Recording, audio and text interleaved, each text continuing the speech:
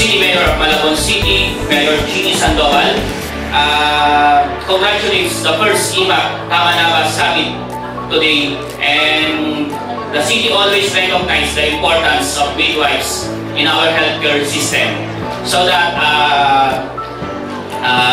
always support in the past years the continuing professional education of our healthcare workers. Imagine that in this world we are very abundant.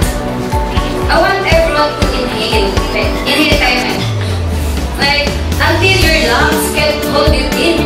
Like inhale, please inhale. Okay, ayan. And when we inhale, we know that this air, it represents abundance in the world. When you breathe in the air, you are not taking that air from someone else. There are still plenty of air for everyone. And that is how abundance means.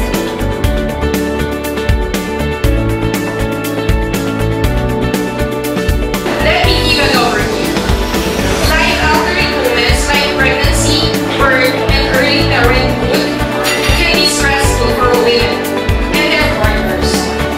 As a result, women may undergo a period of poor mental health or witness worsening previous mental health conditions.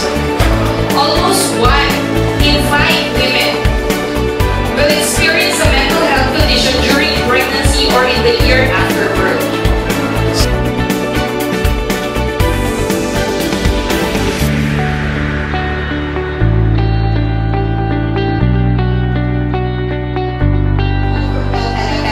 So on behalf of Caloocan Health Department, midwives, so I am very happy to be speaking to you today, no? And flattered also na maging part ako ng inyong event, no? So sabi nila, inspirational message, pero parang ako yata ang na-inspired sa mga ibang Tama-Naba chapter kasi ang galing ng ginawa nila. First, first having midwives, no?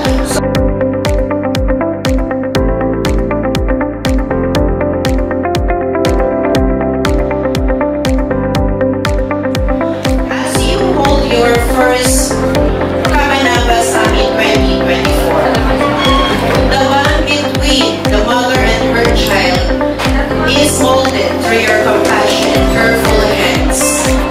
May this summit advance your expertise and skills that you may better ensure the safe delivery of and provide primary attention to our newborns.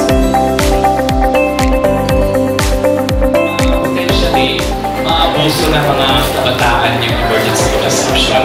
Kaya kailangan alam natin yung tamang pagbigay at kung yung tamang pagkakataon kung kailan natin ibibigay yung emergency contraception.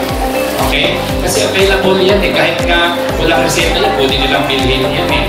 Diba? Pero kailangan ma-emphasize natin sa kanila na may mga contraindications, may mga complications din ang paggamit ng emergency contraception kung madalas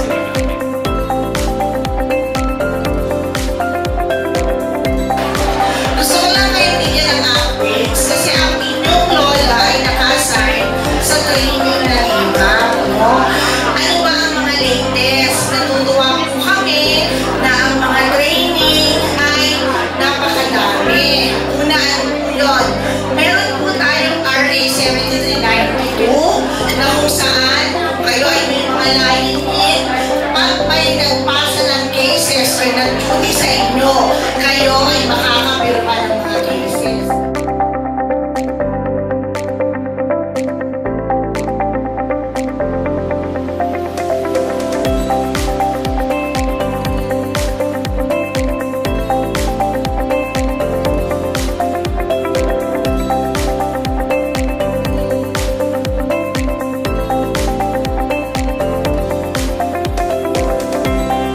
Again, sabi dito, yung talagang mga kulang talaga tayo sa ay iron. Diba sa RHU? Libre ito? Pero namin libre. Kulang pa rin.